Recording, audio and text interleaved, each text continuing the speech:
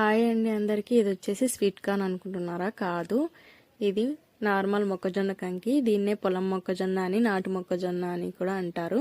ఈ మొక్కజొన్న కంకిల్ని బొగ్గుల పైన కాల్చి తింటేనే టేస్ట్ చాలా బాగుంటాయి.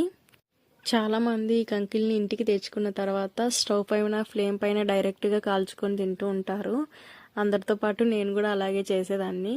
కానీ అలా డైరెక్ట్గా ఫ్లేమ్ పైన ఏది కుక్ చేసినా కూడా అందులోంచి కార్బన్ మోనాక్సైడ్ అనేది రిలీజ్ అయ్యి హెల్త్కి అస్సలు మంచిది కాదు.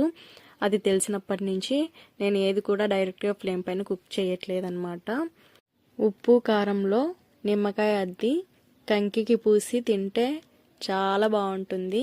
ఇంట్లో పాత చపాతీ పెనం ఉంటే దానిపైన బొగ్గుల్ని వేడి చేసి ఈ మొక్కజొన్న కంకిని కాల్చాను.